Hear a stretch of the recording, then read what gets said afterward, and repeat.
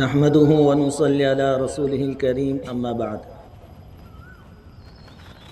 قال الله تبارك وتعالى في القرآن المجيد: أعوذ بالله من الشيطان الرجيم بسم الله الرحمن الرحيم. لن ينال الله لحومها ولا دماؤها ولكن يناله التقوى منكم. وقال تعالى في موضع آخر: بسم الله الرحمن الرحيم. إنا أعطيناك الكوثر فصل لربك وانحر إن شانئك هو الأبتر. صدق الله العظيم.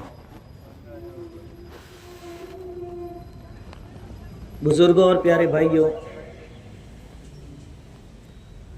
اللہ تبارک و تعالیٰ کا بڑا کرم اور بڑا احسان ہے کہ اللہ رب العزت نے ہم سب کو ایمان کی دولت سے نوازا ہے. بارگاہ خداوندی میں ہماری دعا ہے کہ اللہ تبارک و تعالیٰ جب تک ہمیں زندہ رکھیں، ایمان اور عقائد کی سلامتی کے ساتھ زندہ رکھیں، اور خداوند قدوس جس وقت ہمارے لیے موت کا فیصلہ فرمائیں، ایمان والی اپنی رضامندی والی موت نصیب فرمائے. آج کا دن عید کا دن ہے، اور عید کے معنی ہوتے ہیں خوشی. آخرت میں جو اللہ رب العزت کی طرف سے بے حساب خوشیاں ہمیں ملنے والی ہیں، اس کی ایک چھوٹی سی جھلک کہ تمام ایمان والوں کا مجمع ہو، ایک دوسرے کو مبارکبادی دے رہے ہو، سب نہا دھو کر اچھے لباس کے ساتھ آئے ہوں، خوشبو وغیرہ لگا کر آئے ہوں، ایک معطر فضا ہو اور سب کے چہروں پر خوشیاں ہوں، ایک دوسرے کو مبارکبادی دے رہے ہوں اور اللہ تعالیٰ کی حمد و ثنا بیان کر رہے ہو. یہ منظر جنت کا منظر ہے. ایک چھوٹی سی جھلک ہے اس کی. آج ہم جانتے ہیں کہ یہ جو عید ہے وہ قربانی والی عید ہے. اور قربانی کیا ہے؟ حضرت ابراہیم علیہ السلام کی سنت. قربانی کا لفظ نکلا ہے قربان سے، اور عربی گرامر میں قربان کا لفظ نکلا ہے قرب سے، اور قرب کا مطلب ہے اللہ کی نزدیکی. تو گویا ہم قربانی کر کے اللہ تعالیٰ کی نزدیکی، اس کا قرب حاصل کریں گے. تو اللہ تعالیٰ سے دعا فرمائیں کہ اللہ تعالیٰ ہماری قربانیوں کو حقیقی معنی میں قربانی بنائیں اور اس کے ذریعے اپنا قرب ہم سب کو نصیب فرمائے. ہر عمل کے اندر دو چیزیں ہوتی ہیں، ایک اس کا ظاہر اور ایک اس کا باطن. قربانی کے اندر ظاہری جو چیز ہے وہ تو صاحب نصاب جانور خرید کر لائے گا اور ذبح کرے گا، یہ اس کا ظاہر ہے. لیکن اس کا باطن کیا ہے؟ کہ اللہ نے حکم دیا تو مجھے ہر حال میں اللہ کے حکم کو پورا کرنا ہے. یعنی اللہ کے حکم کو بغیر چوں اور چرا کے پورا کرنا، اور اس عمل کے ذریعے اللہ تعالیٰ کا قرب حاصل کرنے کی نیت کرنا، یہ قربانی کا باطن ہے، اس کی روح ہے. اس لیے اللہ کا قرب حاصل کرنا ہو تو اخلاص کا ہونا بہت ضروری ہے. یعنی ہماری قربانی صرف اور صرف اللہ رب العزت کے واسطے ہونی چاہیے. ابراہیم علیہ السلام کی سنت، اس کو ہم ہر سال سنتے ہیں کہ اللہ تبارک و تعالیٰ نے حضرت ابراہیم علیہ السلام کو بڑھاپے میں اولاد عطا فرمائی. دعائیں کر رہے تھے اولاد کے حاصل ہونے کے لیے. اللہ تعالیٰ نے حضرت اسماعیل علیہ السلام عطا فرمائے. جب اسماعیل علیہ السلام چلتے پھرتے ہو گئے، باپ کی انگلی پکڑ کر چلتے پھرتے ہو گئے، اس وقت اللہ تبارک و تعالیٰ نے حضرت ابراہیم علیہ السلام کو خواب میں یہ بتایا کہ اپنی سب سے محبوب چیز کو ہمارے واسطے قربان کرو۔ اب خواب تھا، لیکن انبیاء کو جو خواب ہوتا ہے وہ بھی وحی کے حکم میں ہوتا ہے۔ اسی لیے جب ابراہیم علیہ السلام نے اپنے بیٹے اسماعیل علیہ السلام کے سامنے یہ بات رکھی، یا بنیا انی ارا فی المنام انی اذبحک فانظر ماذا تری، کہ بیٹے میں نے خواب میں دیکھا، نیند میں دیکھا کہ میں تجھ کو ذبح کر رہا ہوں، فانظر ماذا تری، آپ کی کیا تیاری ہے، سوچ لو۔ اس کے جواب میں اسماعیل علیہ السلام نے یوں نہیں کہا کہ اپنا خواب پورا کیجئے، بلکہ یوں کہا فَافْعَلْ مَا تُؤْمَرْ، اللہ نے جو حکم دیا ہے وہ پورا کیجئے۔ اس سے ثابت ہوا کہ خواب کے اندر جو بات بتائی گئی وہ اللہ کا حکم تھا، وہی تھی۔ خیر اسماعیل علیہ السلام بھی جلیل القدر نبی تھے، اللہ تعالیٰ کا حکم ان کے لیے بھی تھا کہ وہ ذبح ہو جائے۔ باپ بیٹے اللہ تبارک و تعالیٰ کا یہ حکم پورا کرنے کی غرض سے، نیت سے گھر سے نکلے ہیں، اور ان کو آگے کیا ہونے والا ہے کچھ معلوم نہیں تھا۔ حقیقی معنی میں باپ ذبح کرنے نکلا ہے بیٹے کو، اور بیٹا اللہ کے راستے میں ذبح ہونے کے لیے نکلا ہے۔ پھر جب اس جگہ پہنچے جہاں ذبح کرنا تھا، حضرت اسماعیل علیہ السلام نے اپنے پیارے ابا کو مشورہ دیا کہ ابا جان کہیں ایسا نہ ہو کہ مجھ پر چھری پھراتے پھراتے پیدری شفقت، یعنی باپ کے اندر جو محبت ہوتی ہے اپنے اولاد کے ساتھ، وہ کہیں جوش مار جائے، چونکہ ہمیں تو اللہ کا حکم پورا کرنا ہے، تو یہ محبت رکاوٹ نہ بن جائے اللہ کے حکم کو پورا کرنے کے لیے، بیچ میں رکاوٹ نہ بنے۔ اس لیے آپ ایک کام کیجئے، مجھے الٹا سلا دیجئے پیشانی کے بل، وَتَلَّهُ لِلْجَبِينِ، پیشانی کے بل سلایا تاکہ چہرہ سامنے نہ ہو۔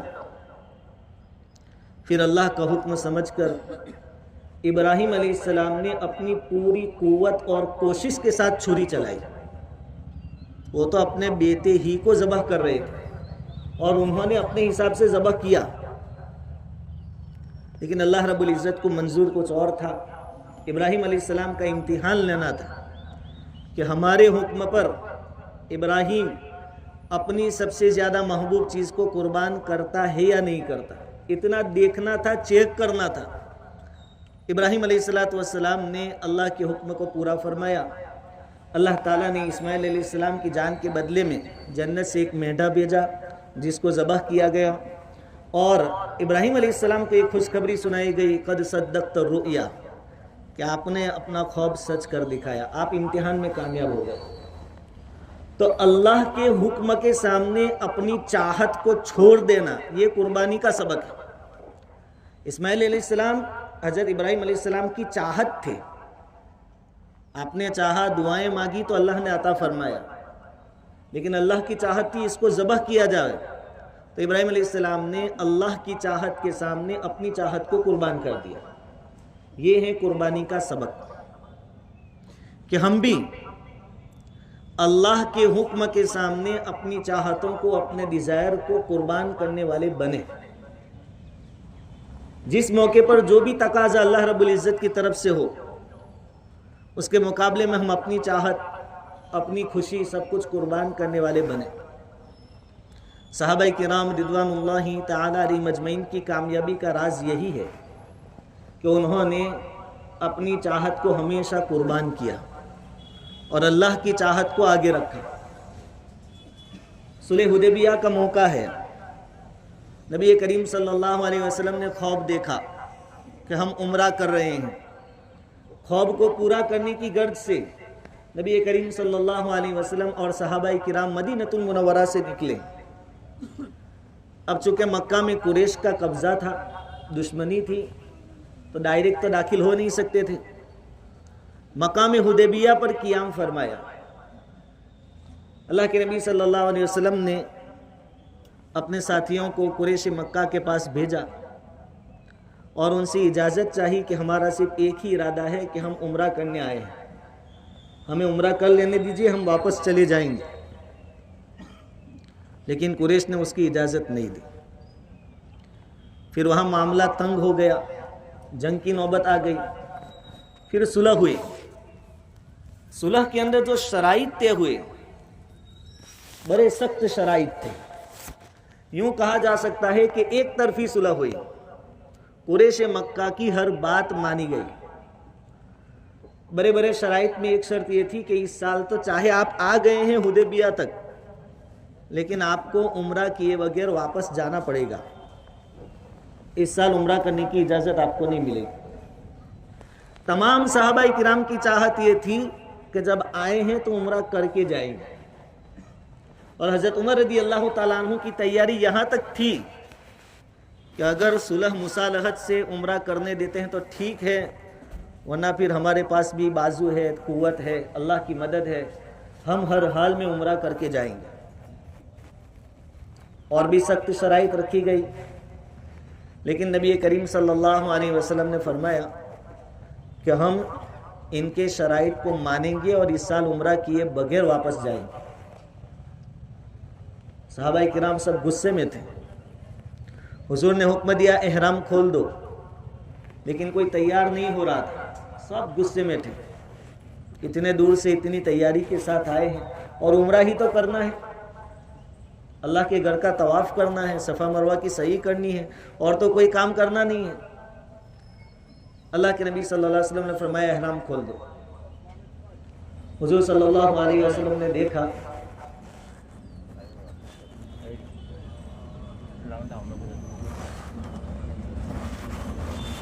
اعوذ باللہ من الشیطان الرجیم، اللہ اکبر کبیرہ۔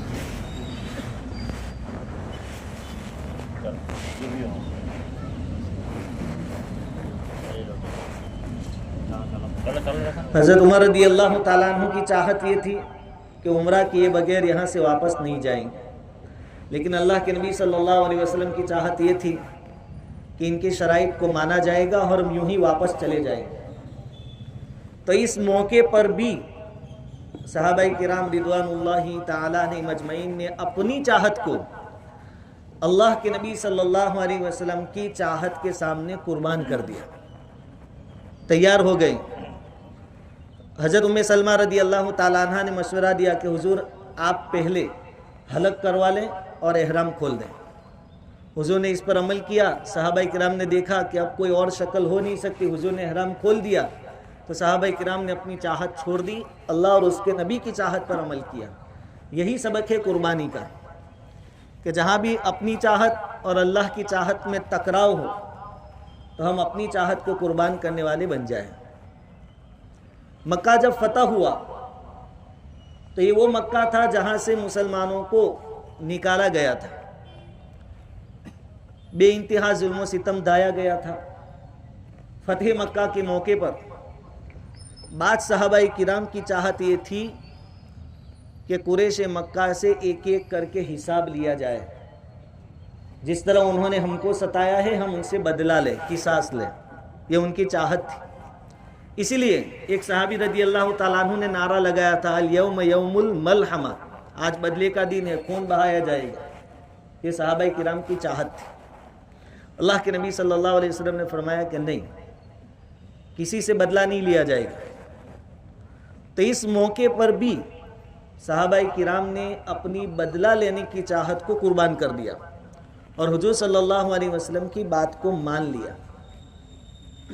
اس طرح جب بھی موقع آئے صحابہ کرام نے اپنی چاہتوں کو قربان کر کے اللہ اور اس کے رسول کی چاہت کو آگے رکھا۔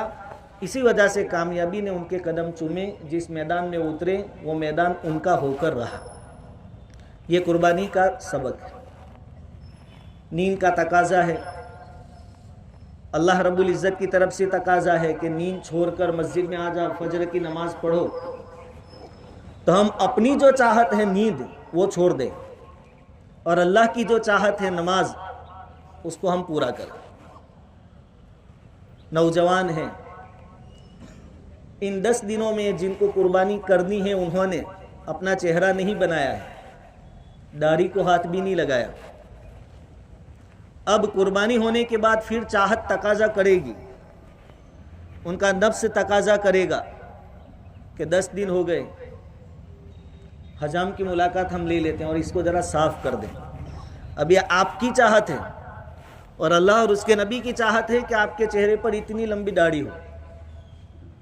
अब यहाँ आपका इम्तिहान है कि आपने वो जो जानवर कुर्बान करके सबूत दिया था कि जहाँ भी मेरी चाहत और खुदा की चाहत का टकराव होगा, मुकाबला होगा, खुदा की चाहत को आगे रखूँगा, अपनी चाहत को कुर्बान करूँगा।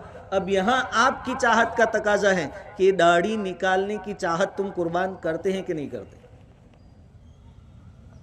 सिर्फ जानवर कुर्बान करने से अल्लाह रब्बुल इज़्ज़त का हक अदा नहीं हो जाएगा। हर वो काम जो अल्लाह की चाहत के खिलाफ है, हुजूर की चाहत के खिलाफ है, उसको कुर्बान करना पड़ेगा। पूरी जिंदगी आदमी का इस मामले में इम्तिहान रहेगा। दूसरी चीज़, इन दिनों के अंदर तकबीर तशरीक कही जाती है, उसमें अल्लाह रब्बुल इज़्ज़त की बड़ाई बयान की जाती है। इसके ज़रिए भी ये सबक हासिल करे कि बड़ाई सिर्फ और सिर्फ अल्लाह रब्बुल इज़्ज़त के लायक है, उसको ज़ेब देती है।